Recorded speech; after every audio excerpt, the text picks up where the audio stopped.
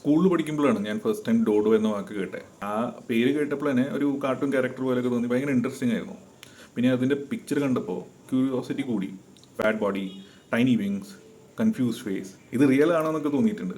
ആ ടൈമിൽ എനിക്ക് എക്സ്റ്റിങ്ഷൻ എന്ന വാക്കിൻ്റെ അർത്ഥം ശരിക്കും അറിയില്ല. പക്ഷെ ഒരു കാര്യം എനിക്ക് മനസ്സിലായി, അത് ഇന്ന് ലോകത്തില്ല എന്ന്. എപ്പോഴോ ഉണ്ടായിരുന്നു, ഇന്നില്ല. പിന്നെ ഇയേഴ്സ് കഴിഞ്ഞു, ഞാൻ ഈ ഡോഡോ വാക്ക് എവിടെ കണ്ടാലും ഇങ്ങനെ ക്യൂരിയസ് ആയിട്ട് ഇങ്ങനെ വായിക്കും. അപ്പോഴാണ് ഒരു ക്രേസി ഡീറ്റെയിൽ ഞാൻ മനസ്സിലാക്കിയത്. നമ്മൾ ഇന്ന് ഡോഡോ എങ്ങനെ ആയിരുന്നു കാണാൻ, അത് അറിയുന്നത് ഒരു പിക്ചർ കൊണ്ടാണ്. ആ പിക്ചറിന് ഒരു ഇന്ത്യൻ എംപററായിട്ട് കണക്ഷൻ ഉണ്ട്. 1600s മുഗൾ എംപറർ ജഹാംഗീറിനെ റെയർ ആനിമൽസിനോട് ഒരു പ്രത്യേക ഒബ്സെഷൻ ഉണ്ടായിരുന്നു. യൂറോപ്യൻ ട്രേഡേഴ്സ് ഒരു സ്ട്രേഞ്ച് ബേർഡിനെ ആളുടെ കോട്ടിൽ കൊണ്ടുവന്നു. ജഹാംഗീർ അതിനെ ഇമീഡിയറ്റ്ലി പെയിന്റ് ചെയ്യാനും പറഞ്ഞു. ആ ബേർഡാണ് ഡോഡോ. പിന്നെ ഡെക്കേഡ്സ് കഴിഞ്ഞപ്പോൾ ഡോഡോ എക്സിങ്ക്റ്റ് ആയി.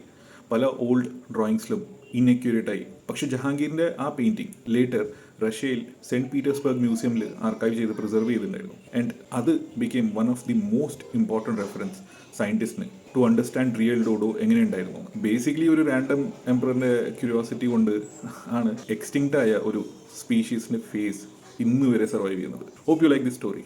By for now.